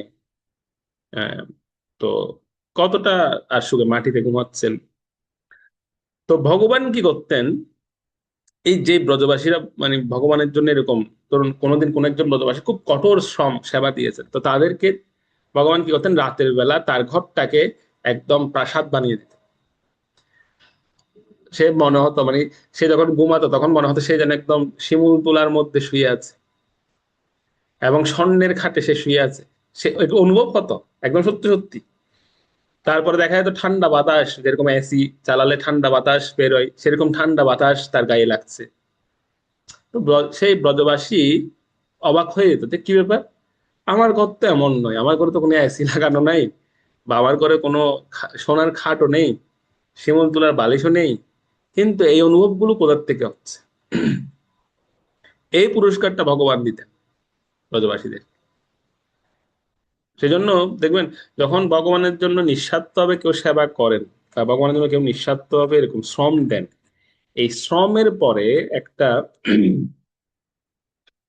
এটাকে বলা হয় সেবাজনিত ক্লান্তি বলা হয়। সেবাজনিত ক্লান্তিটা আপনারা হয়তো অনেকে অনুভব করেছেন, যখন আপনারা কোন ফেস্টিভ্যালে কঠোর সেবা দেন, সেবা করতে করতে করতে করতে একটা পর্যায়ে যখন একটা জায়গায় গিয়ে বসেন তখন কেমন লাগে, মানে একটা সেবাজনিত একটা ক্লান্তি আসে। আর এই সেবাজনিত ক্লান্তিটার মধ্যে একটা মানে মারাত্মক আকারের সুখ আছে। মানে যখন আমরা দেখতে পাই যে আমরা যে সেবাটা দিয়েছি সেটা ভগবান গ্রহণ করে, যখন বিশেষ করে যারা মাতাজিরা আছেন, আপনারা যখন রান্না করার পরে এটা ভগবান যখন ভোগ গ্রহণ করে, এটা যখন আপনি অনুভব করেন, তখন মানে সারাদিন যে আমি পরিশ্রমটা করেছি, যে ক্লান্তিটা আমার লাগছে, সেটা তখন সুখে রূপান্তরিত হয়, সেটা তখন সুখ অনুভব হয় সেটাতে। এটাকে বলে সেবাজনিত সুখ বা সেবাজনিত ক্লান্তির একটা সুখ। তো ব্রজবাসীরা সেরকম সেবা সারাদিন কৃষ্ণকে চিন্তা করে সেবা করার পরে যখন তারা বিশ্রাম করতেন, তখন তাদেরকে ভগবান এরকম বিভিন্ন ঐশ্বর্য বা সুখগুলো ভগবান প্রদান করতেন, এগুলো ভগবান দিতেন। এখানে বলা আছে, ব্রহ্মাজি নিজে বলছেন যে তাদেরকে চিৎ জগতে নিয়ে যাওয়া হতো, কাউকে কাউকে চিৎ জগতে নিয়ে গিয়ে তাদেরকে ভ্রমণ করে আনতেন রাতের বেলা, যে চলো আজকে অমুক লোকে ঘুরে আসবো, আজকে বৈকুণ্ঠ থেকে, কালকে আরেকটা লোক থেকে, এরকম করে কোনদিন স্বর্গ থেকে, এভাবে বিভিন্ন লোক তাদেরকে ভ্রমণ নিয়ে যেতেন। মানে ট্রিপ, এটাকে করে ট্রিপ দিতেন আর কি ভগবান, তাদেরকে বিভিন্ন জায়গায় বেড়াতে নিয়ে যেতেন। তো তারাও এমন নয় যে সেটা স্বপ্নে হতো, এরকম না, সেটা একদম বাস্তব ওনারা ফিল করতেন যে হ্যাঁ ওনারা সত্যি সত্যি বেড়াতে যাচ্ছে। তো এইভাবে তিনি এখানে ব্রহ্মাজি অ্যাকচুয়ালি ব্রজবাসীদের মাহাত্ম্য বর্ণনা করছেন। এই যে যে শ্লোকগুলো আপনারা শুনছেন এখন বা আমরা অধ্যয়ন করছি, এই শ্লোকগুলো হচ্ছে ব্রজবাসীদের প্রশংসা করছেন ব্রহ্মাজি। ব্রজবাসীরা কত সৌভাগ্যবান সৌভাগ্যবতী, তারা ভগবানের প্রতি এত নিবেদিত বা ভগবানের প্রতি এতটা ডেডিকেটেড ওনারা, যে ভগবান সর্বক্ষণ তাদের কথা চিন্তা করতেন। ভগবান সর্বক্ষণ তাদের সুখের চিন্তা করতেন, যে কিভাবে তাকে একটু সুখ দিতে পারে, কিভাবে তাকে একটু সুখ দিতে পারে। রিয়েল প্রেমটা হচ্ছে এটা। বর্তমান সময়ে আমরা যে প্রেমের সংজ্ঞা দিই বা প্রেম দেখি, আসলে বর্তমান সময়ে এটা সত্যিকার অর্থে প্রেম নয়। সত্যিকার অর্থে প্রেমটা হচ্ছে এটাই, যে কিভাবে আমি আমার যাকে আমি ভালোবাসি বা যাকে আমি আহ, যার সঙ্গে আমার প্রেমের সম্পর্ক, তাকে আমি কিভাবে সুখী করতে পারি, তাকে কিভাবে আমি সুখ দিতে পারি, বা সে কিভাবে সুখী হতে পারে, এই চিন্তাটা করা সর্ব। যেমন বর্তমান সময়ে আমরা দেখি কি, মানে বর্তমান এখনকার সময় আমরা প্রেমের মধ্যে বা যেগুলোকে আমরা প্রেম বলছি আর কি, আসলে তো প্রেম নয়, সেগুলোর মধ্যে আমরা কি কি দেখি যে কিভাবে দুঃখ দিতে পারি বা কিভাবে আমরা কষ্ট মানে ইয়ে দিতে পারি বা কিভাবে আমি প্রতিশোধ নিতে পারি, সেরকম মেন্টালিটি কাজ করে আমাদের মধ্যে। কিন্তু ব্রজবাসীদের চিন্তাধারা ছিল কিভাবে কৃষ্ণ, সবার একই চিন্তা যে কিভাবে কৃষ্ণকে সুখী করতে পারে, কিভাবে কৃষ্ণকে সুখ দিতে পারে। এটা হচ্ছে রিয়েল প্রেম। সেজন্য ব্রহ্মাজি তিনি অ্যাকচুয়ালি এখানে বৃন্দাবনের শোভা বা ভগবত লীলা বর্ণনা করছেন না, তিনি একই সঙ্গে ব্রজবাসীদের মাহাত্ম্য বলছেন, যে কেন ভগবান তাদের জন্য এত সর্বক্ষণ চিন্তা করতেন কেন। কারণ তারা ভগবানের তাদেরও চিন্তা ছিল ভগবানের জন্য, যে তারা ভগবানকে যেন সুখী দেখতে পারে, ভগবান যেন সুখী। একটা প্রসঙ্গ আমি একদিন আমাদের ভাগবত ক্লাসে বলছিলাম, যে ব্রজবাসীরা উদ্ধবকে বলছিল না যে উদ্ধব, বৃন্দাবন থেকে মথুরা কিন্তু বেশি দূরে নয়, মাত্র 1 ঘন্টার সম্ভবত রাস্তা, 1 ঘন্টা এরকম লাগে, 1-1.5 ঘন্টা লাগে সর্বোচ্চ। তো ব্রজবাসীরা বললেন যে আমরা চাইলে দিনে গিয়ে, আমরা দিনে 5-6 বার আমরা মথুরা গিয়ে আমরা কৃষ্ণকে দেখে আসতে পারি। যখন ভগবান মথুরা গেছিলেন তো, তো কেন যাচ্ছি না জানো? তো উদ্ধব জিজ্ঞেস কেন যাচ্ছ না কেন, ব্রজবাসী তখন বলছিলেন যে আমরা এই জন্য যাচ্ছি না, যে আমরা যখন শুনি যে কৃষ্ণ মথুরাতে ভালো আছে, সুখে আছে, এই এই যে সুখে আছে এই কথাটা শুনে আমরা তৃপ্ত। অর্থাৎ কৃষ্ণ ওখানে সুখে আছে এই কথাটা যদি শুনতে পাই না, আমরা তৃপ্ত। আমাদের কৃষ্ণকে দেখার দরকার হয় না, কৃষ্ণকে ধরার দরকার হয় না তখন আর। হ্যাঁ, ইচ্ছা তো জাগে দেখার বা স্পর্শ করার, কাছে যাওয়ার। কিন্তু যখন শুনি যে কৃষ্ণ ভালো আছে, কৃষ্ণ সুখে আছে, এটা শুনলে যে তৃপ্তিটা পাই, সেটা অন্য কোনো কিছুতে আমরা পাই না। সেটা দেখা বা স্পর্শ করার থেকেও বেশি। এইটা হচ্ছে রিয়েল প্রেম। তো সেই জন্য ব্রজবাসীদের প্রতি ভগবানের যে প্রেম বা ভগবানের প্রতি ব্রজবাসীদের যে প্রেম, এটার তুলনা জগতে অন্য কোনো কিছুর সঙ্গে হবে না। এই জগতে নয়, তা আসলে কোনো কিছুর সঙ্গে হবে না। সেই জন্য ব্রহ্মাজি এখানে তিনি লীলা বর্ণনার ছলে তিনি ব্রজবাসীদের মাহাত্ম্য বর্ণনা করছেন একই সঙ্গে। তো ব্রজবাসীদের এই কথা যখন শুনছিলেন নারদ মুনি, তখন জিজ্ঞেস করছিলেন যে ব্রজবাসীদের আহ এমন কি, ব্রজবাসীদের মধ্যে এমন কি মানে এটাকে কি বলে নিবেদন দেখেছেন ভগবান, যে তিনি ব্রজবাসীদের প্রতি এত আকৃষ্ট হয়ে পড়েছিলেন। তো তার উত্তর বলতে গিয়ে ব্রহ্মাজি 32 নম্বর শ্লোকে একটা সুন্দর কথা বলবেন, যে ব্রজবাসীরা কি না করতে পারে ভগবানের জন্য। 32 নম্বর শ্লোকটা আমরা। হরে কৃষ্ণ। শ্রীমদ্ ভাগবতম দ্বিতীয় স্কন্ধ সপ্তম অধ্যায় শ্লোক নং 32। গোপের মকে প্রতিহতে ব্রজ বিপ্লবায় দেবে অবিবর্ষতি পশুন কৃপয়া বিরুক্ষ দর্তোচ্চিলীন্দ্রম ইব সপ্ত দিনানি সপ্ত বর্ষ মহেন্দ্রমনঘয়ে করে সলিলম। অনুবাদ: বৃন্দাবনের গোপেরা যখন শ্রীকৃষ্ণের নির্দেশে ইন্দ্রের যজ্ঞ বন্ধ করে দিয়েছিলেন, তখন 7 দিন ধরে নিরন্তর মুষলধারায় বৃষ্টি হতে থাকলে বৃন্দাবন ভেসে যাওয়ার উপক্রম হয়েছিল। ব্রজবাসীদের প্রতি তার অহৈতুকী কৃপার প্রভাবে শ্রীকৃষ্ণ তখন 7 বছর বয়স্ক বালক হওয়া সত্ত্বেও ব্রজ পশুদের রক্ষা করার জন্য গোবর্ধন পর্বতকে 7 দিন একটি ছাতার মতো এক হাতে ধারণ করেছিলেন। হরে কৃষ্ণ। তো এখানে আমরা দেখতে পাচ্ছি যে ব্রজবাসীরা কি না করতে পারে। ব্রহ্মাজি বলছিলেন যে ব্রজবাসীগণ দেখুন, ওনারা দীর্ঘদিনের একটা পরম্পরা ওনাদের, এটা হচ্ছে কি ইন্দ্র পূজা। যেহেতু ওনারা গোপ জাতি, তো ওনাদের ইন্দ্র পূজা করা, এটা হচ্ছে ওনাদের বংশানুক্রমিক ওনারা করে আসছিলেন, হাজার হাজার বছরের ঐতিহ্য। কিন্তু ভগবানের একটা কথায় বা ভগবানের একটা নির্দেশে ওনারা এই হাজার বছরের পরম্পরা, হাজার বছরের যে সংস্কৃতি, সেটি ত্যাগ করে দিয়েছে, সম্পূর্ণ ত্যাগ করে দিয়েছিলেন।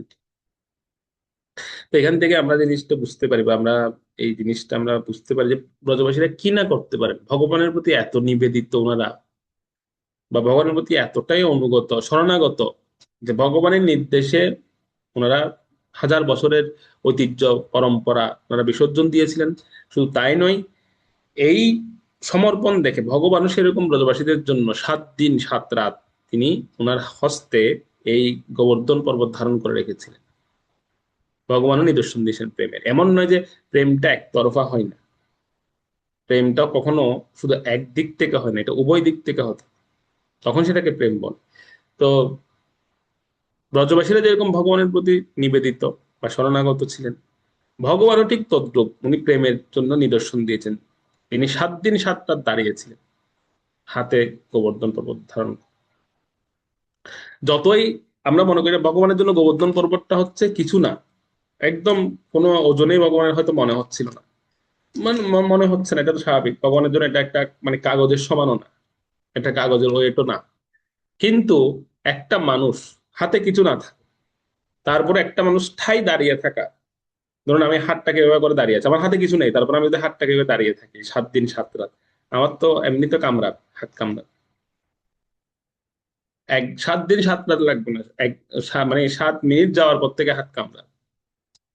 কিন্তু সেই জায়গায় ভগবান, যদি চিন্তা করি যে খালি হাতেও দাঁড়িয়েছিলেন, তারপরেও তো দাঁড়িয়েছিলেন ভগবান 7 দিন 7 রাত। ভগবানও প্রেমের নিদর্শন দেখেছেন তাদের জন্য। এখান থেকে আমাদের শিক্ষাটা হচ্ছে এই, এখানে ব্রহ্মাজি বলছেন যে ব্রজবাসীদের প্রতি অহৈতুকী কৃপা, যেরকম ব্রজবাসীদের অহৈতুকী ভক্তি ছিল, কোনো কারণ ছিল না তাদের ভক্তিতে, কোনো হেতু ছিল না, সেরকম ভগবানের কৃপাটাও ছিল তাদের প্রতি অহৈতুকী কৃপা। এবং এই অহৈতুকী কৃপার আহ কৃপায় পরবশ হয়ে তিনি কি করেছিলেন, তিনি ব্রজবাসী এবং ব্রজ বৃন্দাবনের যে পশুদের রক্ষা করার জন্য এই গোবর্ধন পর্বতকে ছত্র আকারে ছাতির মতো তিনি ধারণ করে রেখেছিলেন, যে আশ্রয়, এটাকে বলে আশ্রয় দান করেছিলেন ভগবান। গোবর্ধন পর্বত হচ্ছে আশ্রয় তত্ত্ব, যার নিচে ভক্তকে ভগবান আশ্রয় প্রদান করেছিলেন। তো সেই গোবর্ধন পর্বতকে তিনি একটি ছাতার ন্যায় ধারণ করেছিলেন। তো এই প্রসঙ্গগুলো উম বলতে বলতেই ব্রহ্মাজি তিনি একটা প্রসঙ্গ নারদ মুনিকে চিন্তা করছেন যে না বললেই নয়, যে সবগুলো ঐশ্বর্য কেন্দ্রিক লীলা বা কথা ব্রহ্মাজি বলছেন।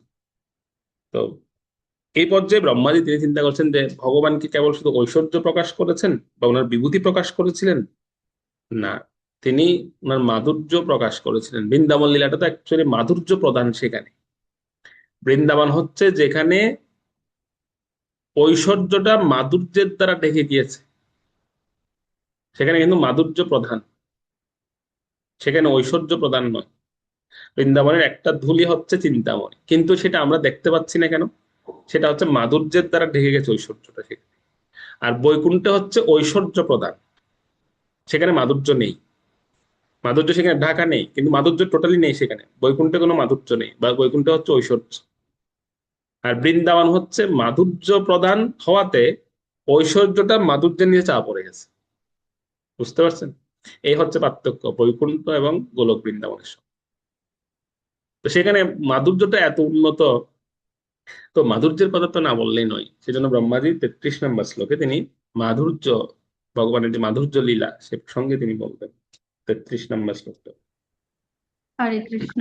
শ্রীমদ্ ভাগবতমের দ্বিতীয় স্কন্ধের 7ম অধ্যায়ের শ্লোক 33।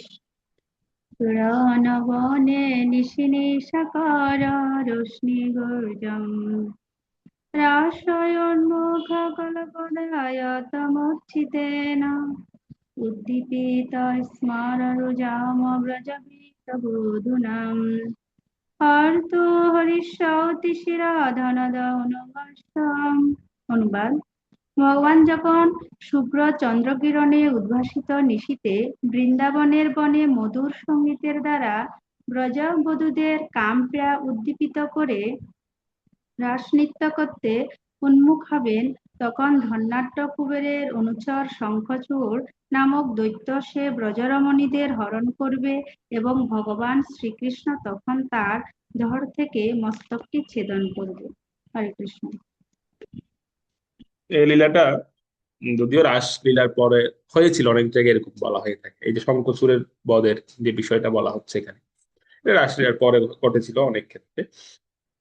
তো ভগবান কি করেছেন, ব্রহ্মাজি বলছেন ভগবান তিনি ব্রজগোপিকাদের যে প্রেম নিবেদনের যে একটা সর্বোচ্চ পর্যায়, সে রাসনৃত্য বা রাসলীলা, সেটি বৃন্দাবনে সংগঠিত হয়েছিল এবং ভগবান সমস্ত গোপিকাদের যে মনোবাঞ্ছা সেটি তিনি পূর্ণ করেছিলেন তাদের। এবং তিনি শুধু সেটাই নয়, তিনি শুধু গোপিকাদের প্রেম গ্রহণ করেছেন বা নিবেদন করেছেন তা নয়, তিনি স্ত্রীদের মান রক্ষা করেছেন। ভগবান ভগবান হচ্ছেন একজন আদর্শ পুরুষ, অর্থাৎ একজন আদর্শ পুরুষের উচিত হচ্ছে স্ত্রীদের মান বা সম্মান রক্ষা করা, কখনো স্ত্রীদের সম্মানে হানি করা নয়, কখনো উচিত নয়। তো যখন মানে একজন একজন একজনকে একজন ব্যক্তিকে পুরুষ বলা যাবে তখন যখন সে দেখতে হবে একজন স্ত্রীকে অসম্মান করা হচ্ছে, তার সম্মানহানি করা হচ্ছে, তখন সেই স্ত্রীকে সেখান থেকে রক্ষা করা, বা যদি তিনি সরাসরি উপস্থিত নাও থাকতে পারেন, ক্রোধ হলেও প্রকাশ করা উচিত, ক্রোধিত হওয়া উচিত যখন কোনো স্ত্রী অসম্মানিত হন, কারো দ্বারা নিপীড়িত হন।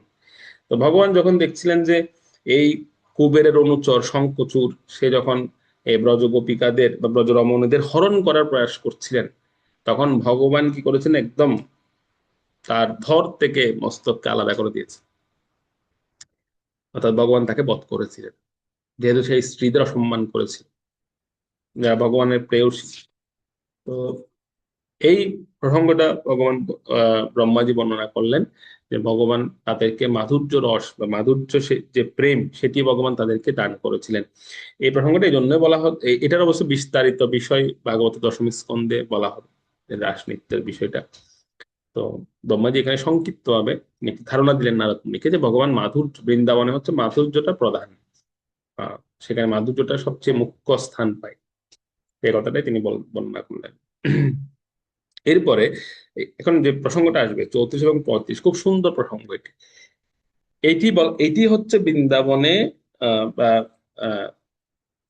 মানে ভক্ত হওয়ার পরেও, বা আমাদের অনেক সময় দেখা যায় বৃন্দাবন লীলায় প্রবেশের অযোগ্যতা কি, বৃন্দাবনে প্রবেশের অযোগ্যতা, এটি কিন্তু ব্রহ্মাজি শুনিয়ে দিচ্ছে দুটো শ্লোকে, যে বৃন্দাবনে সবাই আসতে পারে, ধামে সবাই আসতে পারে, ধামে সবাই অবস্থানও করতে পারে, কিন্তু প্রকৃত ধাম প্রাপ্তি আর মুক্তি প্রাপ্তির মধ্যে অনেক পার্থক্য আছে। ধাম প্রাপ্তি আর মুক্তি প্রাপ্ত হওয়া, এই দুইয়ের মধ্যে পার্থক্য আছে। সে প্রসঙ্গ বলতে গিয়ে ব্রহ্মাজি এখানে বেশ কিছু ব্যক্তিদের নাম বলবেন, যারা আপাতত বিচারে মনে হচ্ছিল আমাদের তারা হয়তো তারা হয়তো ভগবত সান্নিধ্যে এসে তারা মুক্তি লাভ করেছেন, তারা পরম পদ প্রাপ্ত হয়েছেন। কিন্তু এখানে একটা পার্থক্য আছে, তাদের প্রাপ্তি আর ভক্তের প্রাপ্তির মধ্যে একটা পার্থক্য আছে। সেই প্রসঙ্গটাই ব্রহ্মাজি বলবেন যে এটা হচ্ছে বৃন্দাবন প্রবেশে, বৃন্দাবনে মানে প্রকৃত ধামে ধামে প্রবেশের অযোগ্যতা ব্রহ্মাজি বলবেন। পড়ুন এখানে 34 থেকে 35।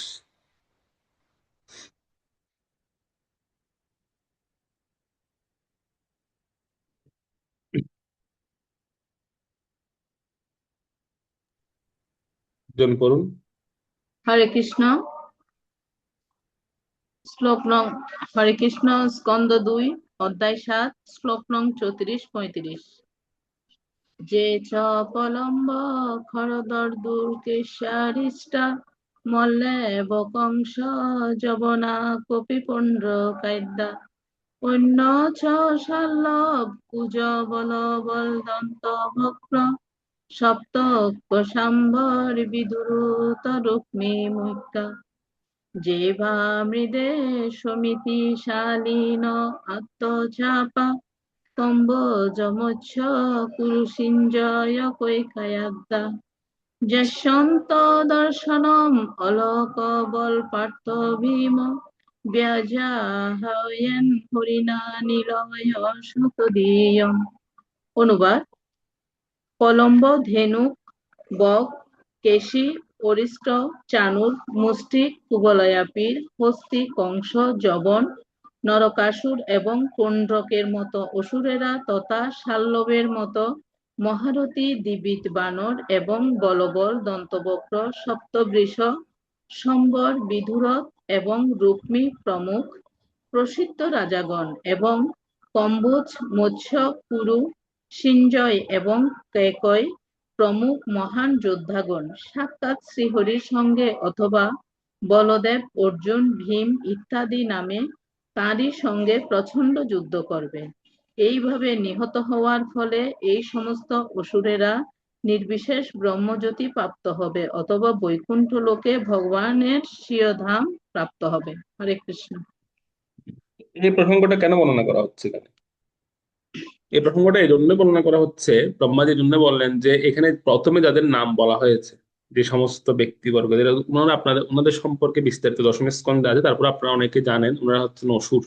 বৃন্দাবন লীলায় বা বিভিন্ন লীলায় অসুর রূপে এসেছেন, ভগবানের দ্বারা নিহত হয়েছেন কেউ কেউ, আবার কেউ কেউ ভগবানের এই প্রকাশ বলদেবের দ্বারা নিহত হয়েছেন, যেমন প্রলম্বাসুরকে ভগবান বলরাম বধ করেছেন। আর কেউ কেউ অর্জুন এবং ভীম হচ্ছেন ভগবানের শক্তির প্রকাশ বলা হয়। ভগবানের শক্তির দুইটি প্রকাশ, অর্জুন এবং ভীম, ওনাদের দ্বারা নিহত হয়েছেন বা বধ হয়েছেন। তো এই দুটো শ্লোকের দ্বারা ব্রহ্মাজি মহাভারতের ইঙ্গিত দিয়েছিলেন, মহাভারত হবে ভবিষ্যতে। ভগবান যখন আসবেন, ভগবানের লীলা সাঙ্গ করার পূর্বে এক মহাযুদ্ধ হবে, মহাভারত হবে। সে মহাভারতেরই একটি ইঙ্গিত তিনি নারদ মুনিকে ভবিষ্যতে হবে এরকম একটা ইঙ্গিত দিলেন। এবং এরকম অসুরেরা আসবেন, এরকম রাজারা আসবেন যারা ভগবানের হাতে অথবা ভগবত শক্তির হাতে তারা নিহত হবে। আচ্ছা, তো নিহত হওয়ার পরে তাদের গতিটা কি হবে, তাদের কথা কেন এখানে বলা হচ্ছে? তার কারণটা হচ্ছে যে তাদের গতিটা এই হবে এখানে, সেটা ব্রহ্মাজি বলে দিচ্ছেন। তারা হয়তো কেউ কেউ নির্বিশেষ জ্যোতিতে যাবেন, যেমন শিশুপাল হয়েছিল সাযুজ্য মুক্তি, অর্থাৎ ভগবানের অঙ্গজ্যোতির সঙ্গে লীন প্রাপ্ত হয়েছিলেন তার আত্মা। এটা সবাই দেখেছে, উপস্থিত যারা ছিল। তো এবং বাকিরা যারা ছিলেন তারা কেউ কেউ বৈকুণ্ঠে, যেমন পুতনা আদি যে সমস্ত রাক্ষসী, তারপরে ধেনুকাসুর, বকাসুর, ওরা হচ্ছে বৈকুণ্ঠ লোকে গিয়েছিলেন। বৈকুণ্ঠে ওনারা কিন্তু গোলক বৃন্দাবনে যায়নি, ওনারা বৈকুণ্ঠ লোক প্রাপ্ত হয়েছে। তো এরা হচ্ছে ভগবানের এই বৈকুণ্ঠ লোক প্রাপ্ত হয়েছেন কেউ কেউ, বা কেউ কেউ নির্বিশেষ ব্রহ্মজ্যোতিতে গিয়েছেন। তাহলে এখন বিষয়টা হচ্ছে কি, কেন তারা এত ভগবানের সান্নিধ্য পাওয়ার পরেও বা ভগবানের হস্ত স্পর্শ পাওয়ার পরেও তাদের মুক্তিটা এমন হল? তার কারণটা হচ্ছে, এটা আমাদের জন্য একটা শিক্ষণীয় বিষয় যে এখানে যাদের নাম বলা হয়েছে এদেরও মুক্তি লাভ হয়েছে, তবে সেটা হচ্ছে বৈকুণ্ঠে। ঠিক আছে, অর্থাৎ এটা বৈকুণ্ঠে, আবার বৈকুণ্ঠের মধ্যে ভাগ আছে, A section, B section, C section, তিনটা সেকশন আছে। তোনারা হচ্ছেন বৈকুণ্ঠে সি সেকশনে গিয়েছে। এখন আমরাও যদি এরকম ভক্ত হওয়ার পরে এই 5টি লক্ষণ যদি আমাদের মধ্যে থাকে, তাহলে আমাদের গতি হবে ওই সি সেকশনে। আমরা বৈকুণ্ঠে যাব, কিন্তু সি সেকশনে হবে। মানে সি সেকশন মানে বুঝতে পারছেন, মানে ওখানে ওই সেকশনে আপনার সঙ্গে একই বেঞ্চে আপনি পুতনাকেও দেখতে পাবেন, কংসকে দেখতে পাবেন, তারপরে আহ ধেনুকাসুর, বকাসুর, এরাও বলবে আপনার সঙ্গে পড়ালেখা করার জন্য। আপনি বলবেন কি ব্যাপার, আমাকে সি সেকশনে পাঠিয়ে দেওয়া হলো কেন? সি সেকশন মানে দেখেন না, সি সেকশন মানে সবচেয়ে দামি ছাত্ররা যেখানে বসে আর কি। তো ওই সেকশনে আপনার সঙ্গে পাশাপাশি এদেরকেও দেখতে পাবেন আপনি। আসবে, আপনি জিজ্ঞেস করেন কি ব্যাপার পুতনা ম্যাডাম কেমন আছেন, বকাসুর, এরকম। সেজন্য যারা যারা সি সেকশনে যেতে চান, কেউ কেউ যদি এরকম, আবার কেউ আমরা এরকম ভাবতে পারি যে থাক সি সেকশন হলো বৈকুণ্ঠ, তো ওখানেও যাই। তারা তারা নিম্নোক্ত 5টি গুণ অর্জন করতে পারেন। এগুলো থাকলে আপনাকেও বা আমাদেরকেও সি সেকশনে যেতে হবে। 5টি লক্ষণ কথা বলা হচ্ছে। প্রথম লক্ষণ মানে ভক্ত হওয়ার পরে এটা কিন্তু অভক্তদের জন্য, অভক্তরা তো বৈকুণ্ঠ আশাই করতে পারে না। যারা ভক্ত হওয়ার পরে যাদের মনোভাবটা এমন থাকবে, তারা দেহত্যাগের পরে, অর্থাৎ তাদের যদি আহ, এরকম মানে তারা তারা দেহত্যাগের সময় যদি কোনো সৎ মহাত্মার কৃপা হয় তাদের উপর আর কি, বা ভগবত কৃপা হয়, তাহলে তারা বৈকুণ্ঠে যেতে পারে। যেরকম অসুরদের হয়েছিল। অসুরেরা তারা তো সারা জীবন দুষ্কৃতকারী ছিল, মৃত্যুর সময় ভগবত সান্নিধ্য পেয়েছেন, ভগবানের মানে সান্নিধ্য পেয়ে তারা বৈকুণ্ঠে গেছেন, তবে সি সেকশনে। তো যদি আমাদের মধ্যে সেরকম দেখা যায় ভক্ত হওয়ার পরেও আমাদের মধ্যে এই সমস্ত লক্ষণগুলো থাকে বা গুণাবলীগুলো থাকে, তাহলে আমাদের গতি সেরকম হতে পারে। যেমন প্রথমটা হচ্ছে কি সটতা, অর্থাৎ শট বুদ্ধিযুক্ত মনোভাব।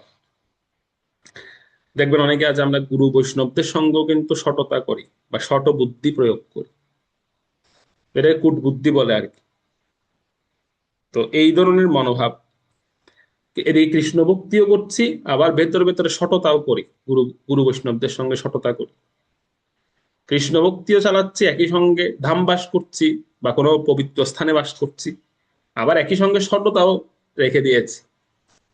তো আমাদের কি হবে, ধরুন দেখা গেল সুকৃতি বলে ধামে যেহেতু বাস করছি বা ধাম কোনো পবিত্র স্থানে বাস করছি, তো হয়তো দেখা গেল মৃত্যুর সময় হয়তো সাধু গুরু বৈষ্ণবদের সান্নিধ্যে মারা গেলাম, তো কি গতি হবে, ওই যে সি সেকশন বৈকুণ্ঠ, সেখানে চলে যেতে হবে। এটা হলো প্রথম। সেজন্য ভক্তদের কখনো সটতা বা সট বুদ্ধি রাখা উচিত নয়। যদি কেউ রিয়েলি গোলকধামে প্রবেশ করতে চান, ভগবত সান্নিধ্য পেতে চান, বা ভগবানের এই মাধুর্য প্রেম যদি কেউ পেতে চান। এরপরে দ্বিতীয় হচ্ছে কি হটতা, এটাকে বলা হয় হটশীল। হটশীল মানে হচ্ছে জেদি। আমাদের মধ্যে অনেক সময় দেখবেন আমরা খুব জেদি হই, ভক্ত হওয়ার পরও কারো অনুশাসন মানতে চাই না।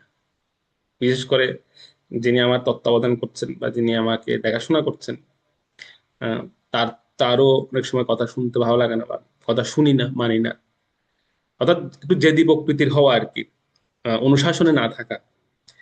তো আপনারা বলতে পারেন তো আমাদের ছোট বাচ্চাদের যে জেদ, অনেক সময় জেদ ধরে তারা, সেটা কেমন, সেটা আলাদা কথা। আমি ছোটদের জেদের কথা বলছি না। অনেক সময় বড় হওয়ার পরও আমাদের জেদ থাকে অনেকের মধ্যে। যেমন দেখবেন অনেকে আছে এরকম, খাচ্ছে না খাচ্ছে না খাচ্ছে না খাচ্ছে না, আমি জিজ্ঞেস করবেন কেন খাচ্ছ না কেন, তখন বলবে এই সকালে আমার সামনে তুমি ওকে স্যান্ডউইচ দিয়েছো, আমাকে কেন দাও, সেজন্য আমি আর 2 বেলা খাবোই না আজকে। এটা বড়দের কথা বলছে। অনেক সময় বড়দের মধ্যে এরকম মনোভাব থাকে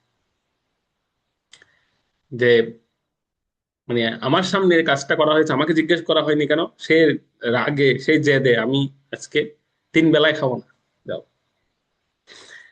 এই ধরনের জেদ বা এটাকে কি বলে হটশীল, সংস্কৃতে বলা হচ্ছে হটশীল। এই হটশীলতা যাদের মধ্যে থাকবে এরাও সি সেকশনে যাবে।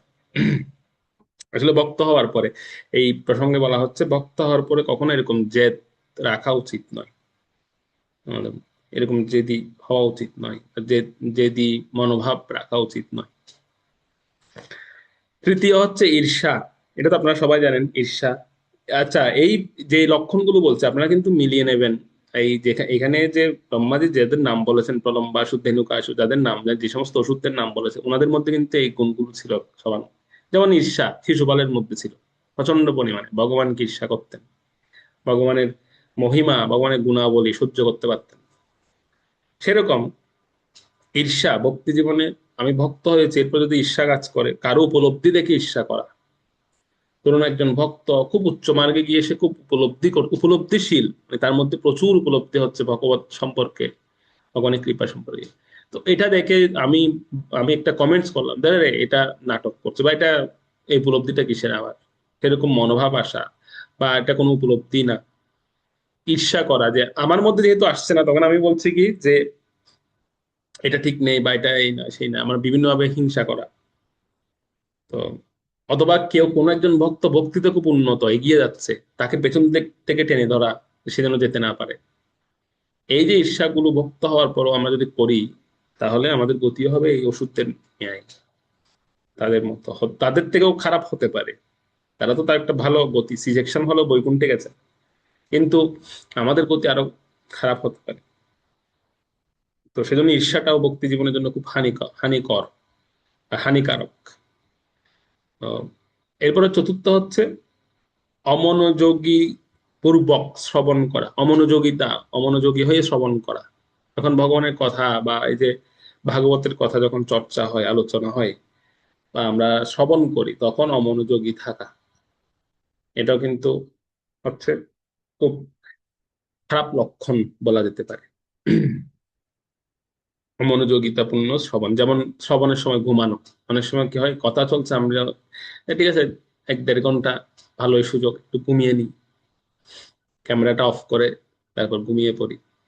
ঠিক আছে, অনলাইনে তার সুবিধা, অনলাইনে ক্যামেরা বন্ধ করলে আর বোঝা যায় না যে উনি কি সাকার আছেন না নিরাকার আছেন, বা মানে সবিশেষ আছেন না নির্বিশেষ আছেন, বোঝাই না যে কিভাবে আছেন। অনলাইনে বেশি সুবিধা ঘুমানো, মানে এই বিশেষ করে অনলাইন ক্লাসগুলোতে ঘুমানো খুব ইজি।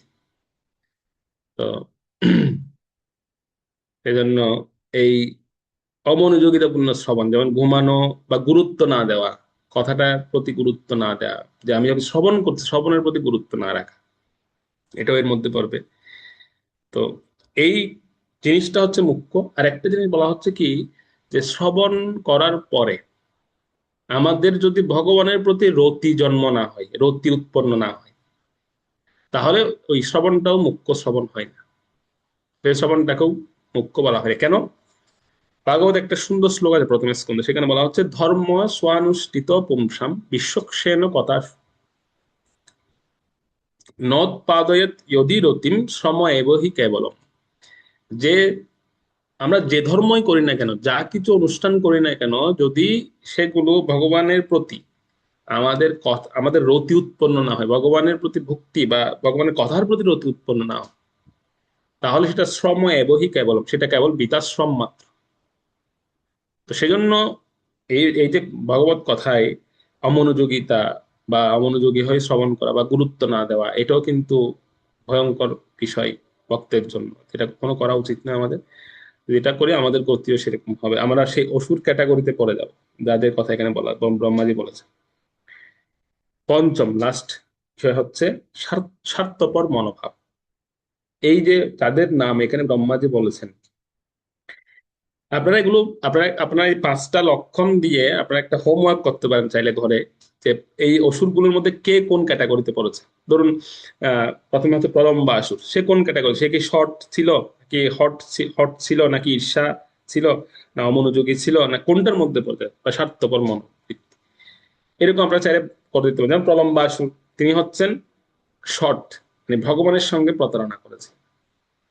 একটা আহ সে মানে একটা মানে কিরকম, মানে ভগবানের বন্ধু সেজে সে এসেছিল, ভগবানকে কাঁধে নিয়েছিল, বন্ধু সখা খেয়েছিল, মানে ভগবানের সঙ্গে সটতা করেছিল। তো সেরকম আমরা দেখতে পাই ওষুধদের মধ্যে কোয়ালিটি গুলো আছে। বন্ধু সেজে ভগবানকে বধ করতে চেয়েছিল, হত্যা করতে চেয়েছিল, বলরামকে কাঁধে নিয়েছিল। তো সেরকম পঞ্চমটা হচ্ছে স্বার্থপর মনোবৃত্তি। কিরকম? যে পর উপকারের কথা চিন্তা করে না, কেবল নিজের কথা চিন্তা করে। আহ নিজের জন্য, নিজের স্বার্থ সিদ্ধির কথা চিন্তা করে। যখন স্বার্থ সিদ্ধ হয়ে যায় তখন সে সেখান থেকে সুন্দর করে সরে যায়, কেটে পড়ে। তো স্বার্থপর মনোভাব, এটা ভক্তের জন্য খুব ক্ষতিকর, বা ভক্তের ভক্তি জীবনের জন্য ক্ষতিকর। তিনি অসুর ক্যাটাগরিতে পড়েন।